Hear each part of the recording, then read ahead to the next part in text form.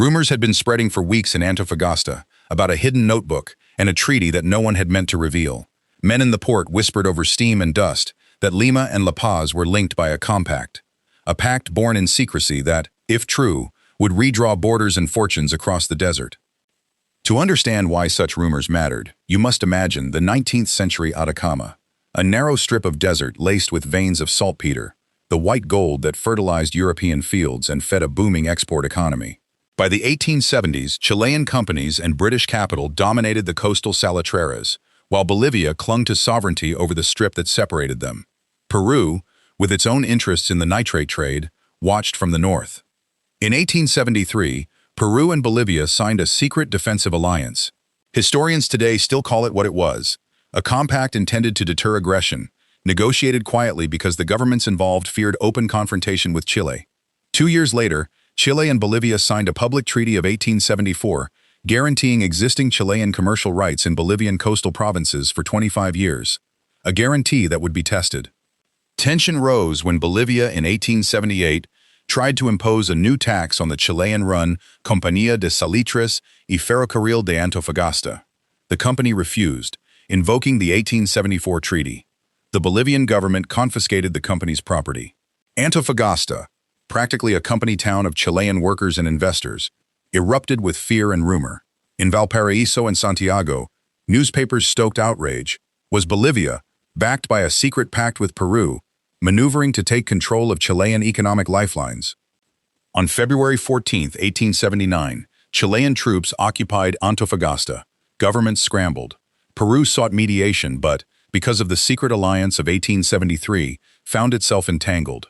Its private pledges to Bolivia tipped public diplomacy into obligation. The rumor that had once been whispered in Antofagasta hardened into a political charge, an accusation that Lima and La Paz were conspiring to check Chilean influence and control nitrate revenues. What followed was a slow unraveling into full-scale war. Naval engagements became decisive. The May 21, 1879 clash off Iquique produced two immortal figures: Chile's Captain Arturo Prat, killed at the moment he boarded the Peruvian ironclad Huáscar, and Peru's Admiral Miguel Grau, who emerged as a humane, brilliant commander.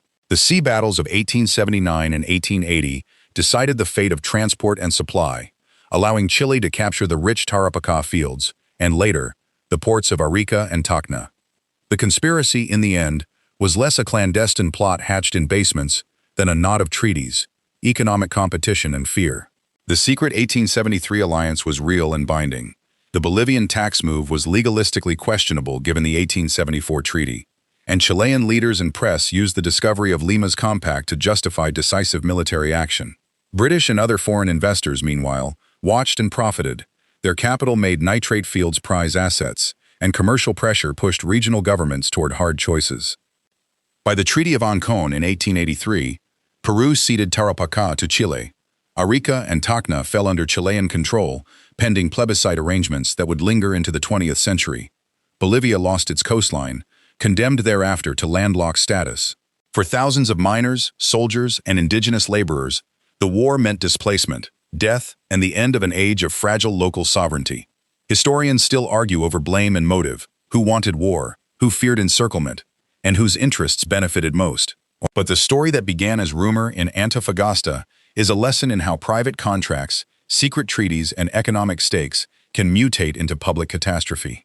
The conspiracy was not a midnight cabal, but the collision of diplomacy and commerce, a pact signed in secrecy that became the match lighting one of South America's most consequential wars.